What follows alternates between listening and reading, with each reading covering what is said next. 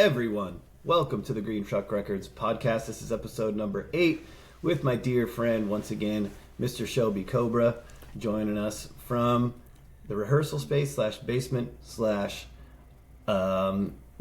clothing. What's it called? Where you sew, the sewing shop / dog park. Affectionately called the snake pit.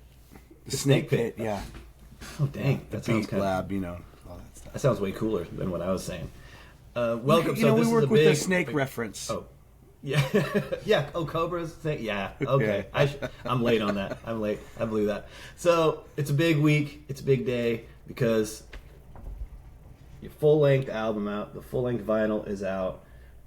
Came out on October 1st on Green Truck Records. Look at this. Look how thick that back is, though. Thick. Shelby's back. 10 songs, and they're all bangers, man. They're all so good. Now, obviously, I'm biased because I was, involved in the recording process. Kind of, I wouldn't even call it a producer. I think you produced this record. You know what I mean? It's not like that. It's more just an advisor. Yeah, helping on maybe some song structures of which songs are keepers, which songs aren't, and all that stuff. But I want to know, honestly. Let's just start without not even talking about the single, just the record. How do you feel like now that it's out? And are you feeling like nervous? Are you feeling relief? What are your emotions like right now? Yeah, it's honestly, I'm really stoked on the album. So I'm really happy that people can just hear it. I've been sitting on it for a while. I mean, I started working on this beginning of COVID. Putting the songs together, and we wrote a ton of songs. So, what people are hearing is 10 of the cream of the crop. At least of the ones that we were writing that fit the best here.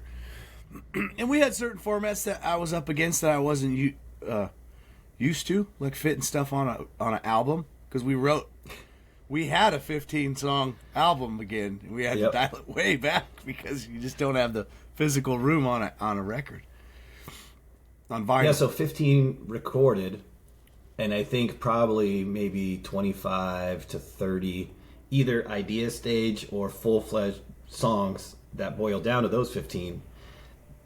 Recorded all 15, took the 10 best. Well, I don't even want to say the 10 best, because I hate that. Sometimes, like, a favorite band of mine will be like, oh, this one didn't make the record, and I'll hear it, and it's like the best song. Like, why isn't that on the record? But now I get it, because like you're trying to put out the most cohesive piece of music. Like, hey, this one flows. There's a good theme. And if you had one more song that sounded like this one, maybe it wouldn't have sounded so cool. So you try to put together something cool. But I think those are the best records to me. When you have too much material and you have to really make some painful cuts. Because that means the songs that are left on this record are like, I can't live without that one. And I think that it comes through when I listen to it. It's like they all have, every song on the record has something that hooks me. It's either the honesty of the lyrics or just like the catchy melody or something really funny.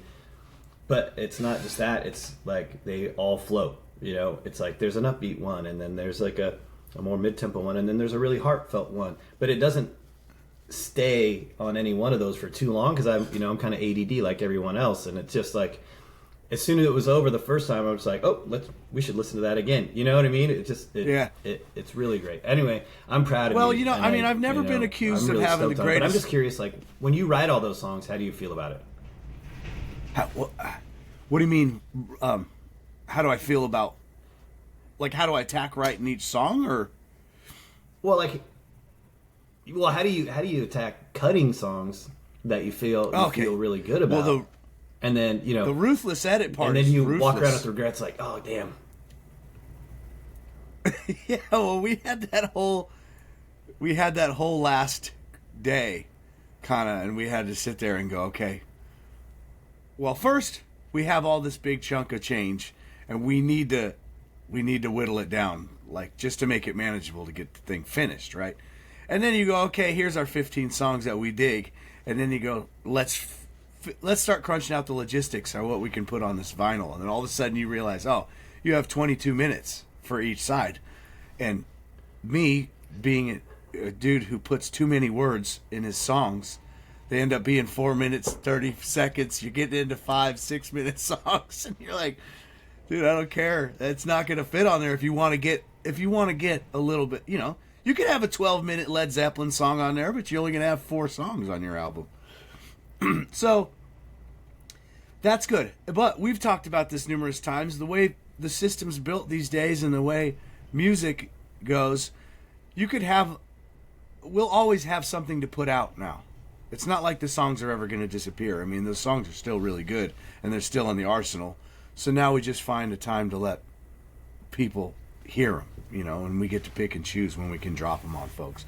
And then, I think what you do is you end up just getting like a collection of songs together, and those will be your albums. But whether you people like it or not, you're always going to hear something from me from here on out. Like that. I'm never going to take another 10-year break before you hear music. Well, I love that because now you have the capability to kind of write and constantly be creating and stockpiling songs and all of that stuff. And you have a good network with, Chris Keene. If you want to go, hey, I want to go do this one for real or that one for real, like you've got a good working relationship with someone that can make you sound great. I think it's the best you've ever sounded. It's the best representation of you. It's kind of like what I was always hoping, even with your old records. And I also, you shouldn't have a 10-year break between. I feel like you are writing the best songs that you've ever written. And right now is when you should be putting out the most stuff. So I'm glad that the capability and the kind of output are now matching up. Where before I feel like you were sitting on songs and you're like, oh yeah, I got to find a chance to record them. That might take 2 years. It might take... Who knows? You're trying to get a band together. You're trying to get people together, all that stuff. And now it's like, dude, I got my crew. I got a good band, right? Your band is really solid. You got an engineer, and you can go. Yep. And we've talked about this on other stuff, but this entire thing happened and started because we had the time in COVID to sit down, and I went and bought myself one of those little rigs, and all I wanted to do was kind of dial my own, be able to record something with my guitar and my voice better. And then I sent it to you, and you'd send the song back, and it would be finished, with the full band. And how did you do that? I know you don't stockpile a band in your back room. And then eventually I sent you enough songs where you got tired of sitting there working for me. And then you're like, I'm going to teach you how to do this. Once that happened, it's off and running. I figured out how to, I can make a proper demo with a rough band cut, and now it's just like I can build a song. I can at least see how it's going to end up. Then you go back and I get my boys and Chris and you and everybody that's way more talented than me to polish these things up and sound really good. It's cool. Well, they sound great, and that kind of unlock with your technology, like your demos, even from your first one that you sent me, which the quality was whatever, but at least you captured the song. But now your quality's starting to catch up. Like some of the demos you send over, I'm like, dude, this sounds great. And so it's kind of fun to watch you go through a process that I'm still going through. But it's like, at first it's like, hey, can I just record a guitar riff or something? Can I record, something that sounds like a real song?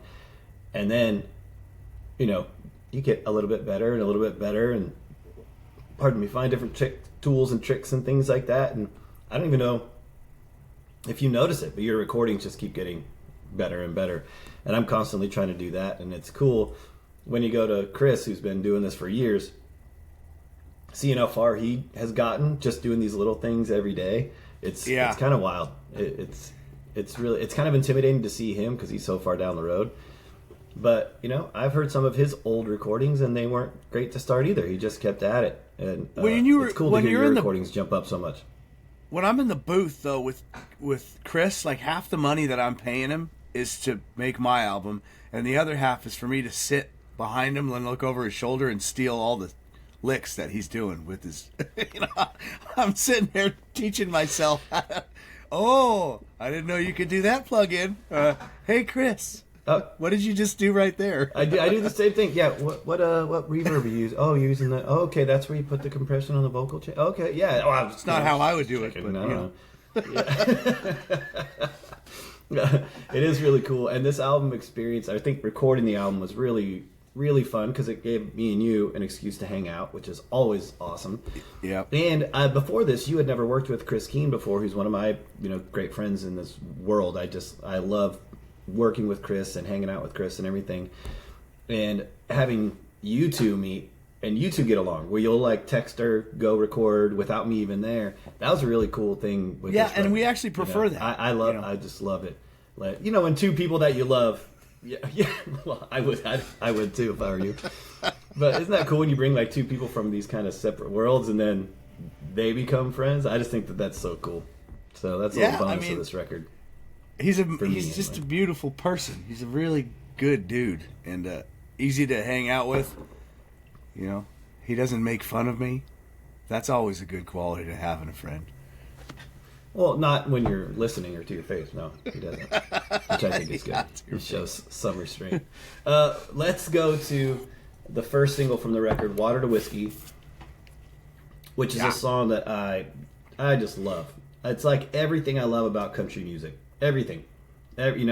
From the really memorable hook, the waltzy kind of pace, the instrumentation, because it's got, I believe, piano and violin in there, fiddle or whatever. And by the end we got it's everything that I love. But how did? Yeah, it's kind of stacked up a little bit. But why did you think this was the best first song to release from this new batch of songs? Well, let's see here. It's got,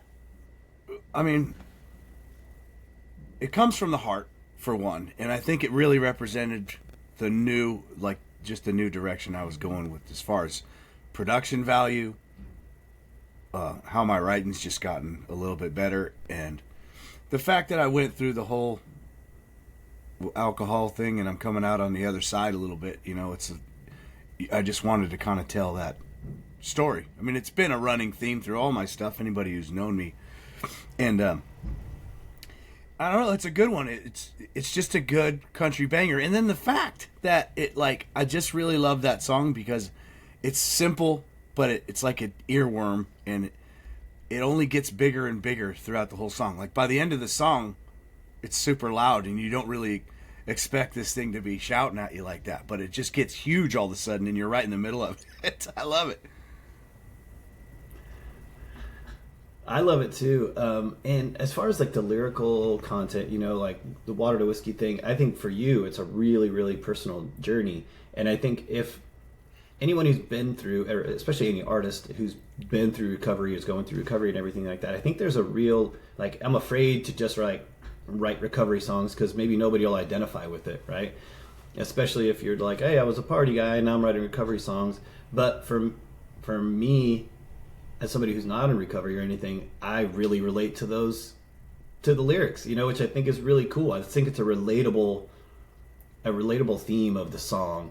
It doesn't have, to me, it's not a recovery song. It's just a love song. It's just, it's just a beautiful song. Okay, so I was talking to somebody about it, and I'm like, I think I like the way I tried to write this song. It was almost like a tattoo that you would get that would say, like, don't forget your roots, kind of. Like, if you listen to the song, it's kind of a guy looking at his glass of water, and he tried his hardest to save his relationship, but it was still too little, too late, kind of thing. And he's already out of the alcohol, so he's not going to go back, but he just couldn't fix it no matter what, you know what I mean? And I was very lucky in my personal life to not hit that bottom, to where I didn't lose everything I cared about, you know what I mean? But I kind of wrote this song to be like, dude, that shit could happen really easy unless you just stay on the righteous path, you know what I mean? And so it's like, it's just like, that's always the country song that'll tear your heart out, you know what I mean? It's just real shit where you're like, dude, I tried my hardest and she still took off, you know what I mean? No matter what it is, you're like, damn it. All right, well, now here I am. Better than I was before and not the greatest. But man, I love that so much. Like, I don't know if you know this, there's a lot of artists that try to say something so personal and it's too on the nose. It's too just almost like a journal entry, right? It doesn't come off as like relatable to me, but you being able to put that into something that's personal to you, but that other people can connect with. Like I can connect with that.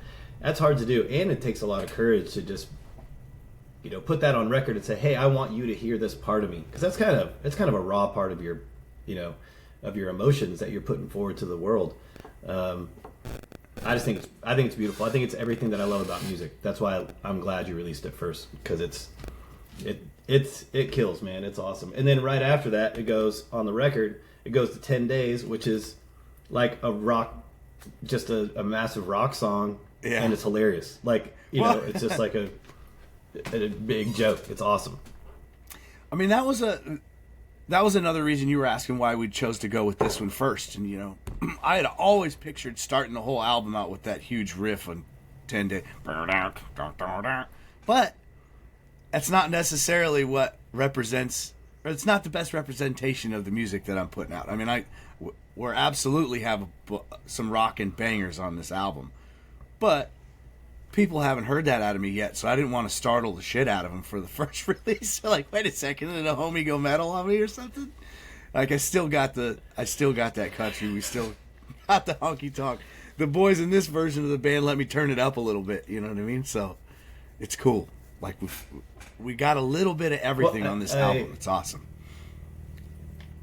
Well, yeah, that's what I like about it, though, is as a first single, is that, and track 1, side 1. Because to me, track 1, side 1 is like, this is what you're in for.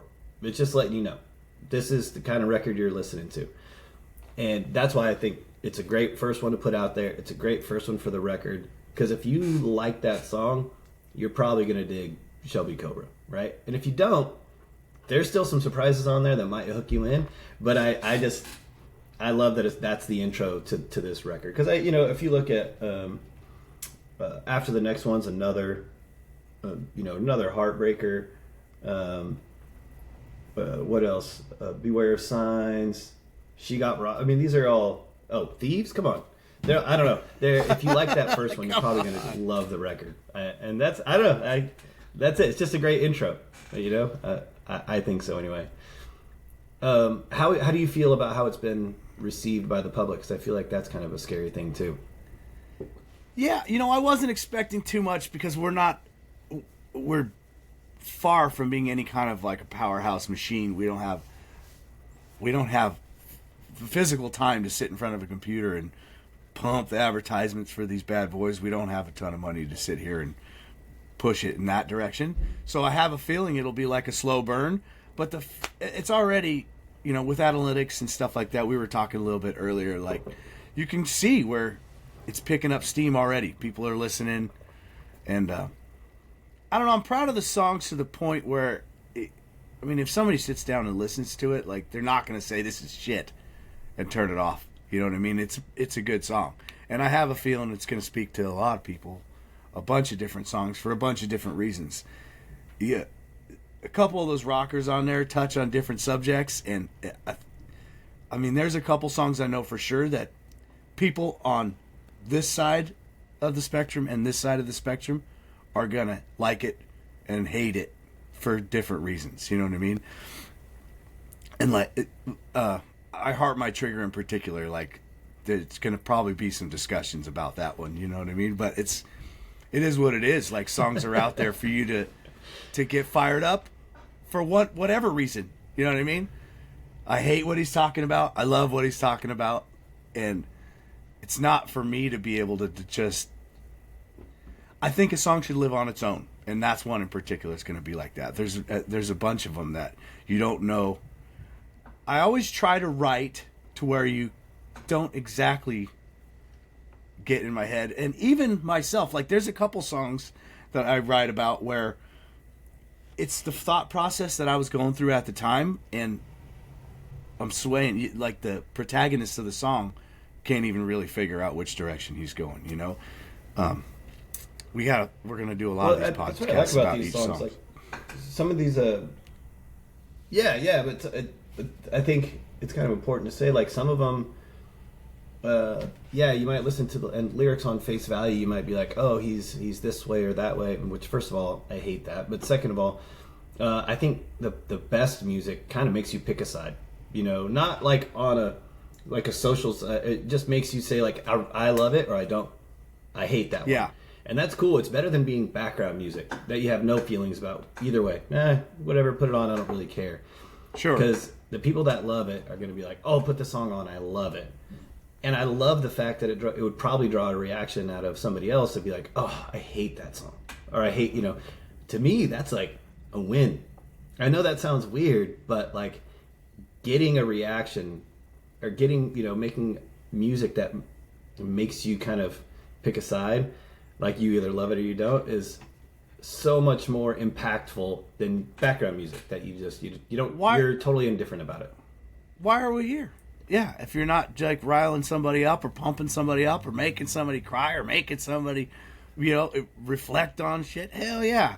And everybody can, if you write a good song, everybody can relate to it for whatever reason they choose. I mean, that's the ideal thing, is to get somebody to be like, that song, he could have wrote that song for me. You know what I mean? Like, that would be the best outcome for one of my songs. Well, you know what? You summed it up better than I did. I took way too long to say it. Is like those songs that make you feel something, either way, and that's like the point of music, is to make you feel something, right? Yeah, I love it, man. Well, "Water to Whiskey" is the first track one, side one on the new Shelby Cobra record. Oh wait! If you haven't got it yet, you gotta get it. What do you want to say? No, I was doing the post. Oh, yeah. We got ourselves a delay here. Look how hard you look in that. I know we do, but nobody will know the things we went through like during the recording, because when they listen to it, it's going to just be like all lined up perfect. But it's like on the news when somebody stops talking and then there's that like 3 seconds until the next person replies. Yeah. That's what we're going through right now, and I think we're doing great. I'm patting us on the back. I think so too. My hilarious jokes have to simmer for the 8-second delay before you can crack up. Oh, I love it, man. That's so good. Well, at the end of this I want everybody to stay to the end of this, because the video for "Water to Whiskey" I'm going to tag at the end, and I love it. I love the vibe. I love the look. It really sums up the feeling of it, of the song. Can you? Who was it that filmed that video again? Dude, that's my good friend Brandon Love Clark, and he's like a awesome artist in his own right. Does hip hop stuff, but he's just, man. I linked up with that guy, and I'm super lucky because he's just got like a vision. He's stripped down. He works really fast. Like, we have an idea, and you just attack it, And especially these days with the way you have to put out content on the internet, like he just does it quick, and you don't waste a lot of time. And he's just immensely talented. Like, he can come up with an idea that's very simple and gets a lot of stuff done. Like, that video is just cool because, I mean, if I showed you where we made it and how we made it, and then you watch the video, you would have no idea that it was the same place or like how stripped down it was. I mean, we were in a garage at 1 o'clock in the morning with a little projector screen, and that was about it. You know what I mean? And everything came off of that. It was really cool. But the tone of it fits the song. I mean, it's just kind of a good, simple introduction. You know what I mean? You don't really get bored listening to it. As far as I'm concerned, it's a little too much of, hey, look how I look in this pose, and look how I look in this pose. But you got to get used to that shit. You know what I mean? I'm the one singing the song, so. I mean, the album is called Shelby Cobra. No, so it's rough. You got to be ready to be the star of the show, brother. Believe it or not, man, that's never been my strong point. I mean, people will. I know my friends are gonna be like, "Whatever, Shelby." I don't like the shameless self-promotion type stuff. Just makes me cringe, man. You're never gonna hear me say I'm the GOAT or anything like that. You're like, "Oh, hell no." Well, I'm the same way. It's like I'm extroverted, but I don't want to look self-aggrandized. Like, check me out. You know what I mean? I like to interact with people and say funny things and all of that. But I don't like look at me stuff. If that makes I don't know if those two things make sense in other people's mind that aren't like that. But yeah, I feel like you're really outgoing. You like to crack jokes and talk to people. But then if it's like the camera's on you and it's like, look good or be funny, you're just like, man, I don't want that. I really don't want that. it can feel awkward, but you should lean in it. You should lean into it because you look really cool in the video. He did a great job of just capturing, I think, a really cool vibe of the song, man. And you look awesome. I know you're gonna rip on yourself and all that stuff, but you should be proud of it. It looks really good. Appreciate that, dude. Right on, man. We got the next. It looks awesome. I don't know if we're gonna let out another single. How we're gonna do that? That was one thing that, us as the doing this by ourselves ran into was how you release singles on the, I don't, the words escaping me, but just like the new way of putting out music. You have to have all your ducks in a row before you did it, and there's a certain lag in time when your music can actually get onto iTunes and Spotify and Pandora. So release dates get weird, and they kind of end up overlapping. So this is all learning stuff. I mean, like if we were Time Warner, they'd have these systems laid out, and we're kind of working it out on our own. It's fun though. I'm in love with this whole process so far. Learning new shit every day. It's cool, man. And this is like this whole experience. Man. This whole experience is proven that like if we can get 5 new people to listen to my shit, if anybody can do this. If I could do this, just go get yourself a guitar and start recording stuff in your basement, dude. You'll get there. If you got something to say, let's go. That's what I'm saying. That's what I'm saying. I love it because there's just the barrier to entry is so low now. Like there's no excuse. If you think you're an artist, you can be an artist, man. If I hear somebody like, oh, I can't get off the ground, I can't find people, blah, blah, blah. I'm kind of over it now, Yeah. Back when you had to do everything face to face and everything was analog and all that stuff, like, sure. But right now, man, you can do a lot, and the excuses are, for the most part, out of the way. If you should be making music, you can go make music, If you should be making music videos, there's ways for you to do that. And I love that. And this is a true DIY, like, you wrote the songs, record the songs, pay for the recording, pay for the pressing, doing it all yourself.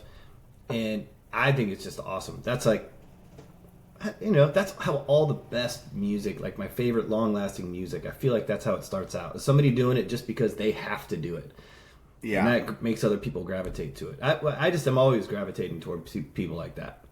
Just the attitude of like, I'm not making this because I think I'm going to make a gajillion dollars. I'm making this because I need to make this. And that I think it's just so sincere.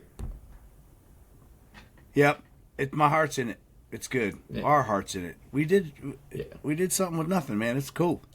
It's really cool. My heart's in it. I feel like I'm over-invested in it. I love it so much, and I'm so proud of you. It's crazy. So if you guys want to see what we're ranting and raving about, stick here to the end. Watch the video for Water to Whiskey. And thanks for putting up for both me and Shelby having like allergies and frogs in our throat. I swear, we're both hurting units right now for no reason. I don't know what's going on. We could do this in the afternoon. But yeah, check the video out. Yeah, we could do it when we wake up. But yeah, check the video out, and please, all the links will be in here where to get the record. But even if you don't buy the record, you should go stream the songs, add it to a playlist, share it with your friends. That right there is the gold. That's gold for somebody like Shelby and for us. The more you play us and the more you share it, the more they'll play us. So if you like the music, just hit the like button. It sounds so stupid and you hear it on every single video, but that's literally how they do it. If you just put us on a playlist or hit like or share it, they'll play more of it. It's cool. And you don't need to pay me nothing. I mean, you can. Cost you a dime. I would love that. Yeah, we'll take the money. But congratulations on the record. Everybody stay tuned for Water Whiskey video right now. This has been episode 8, Green Truck Records Podcast. Thanks, y'all.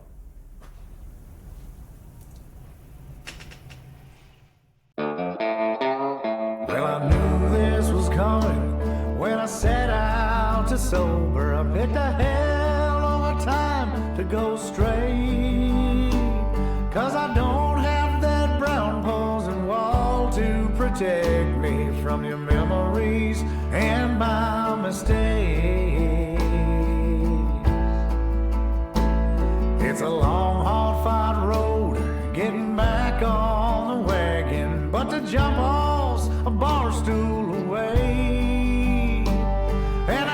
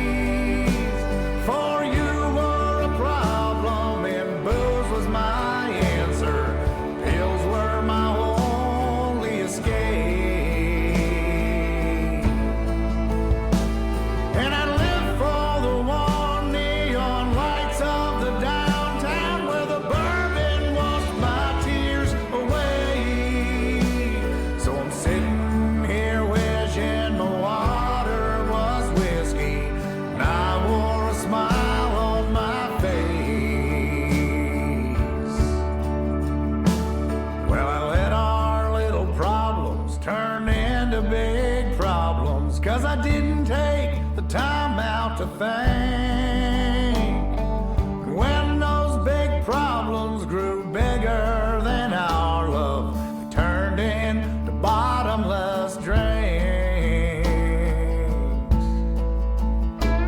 How I wish you could just see me now, and how I'm doing so great with my water in one hand, but you ain't in the other. Guess it changed me a little too late.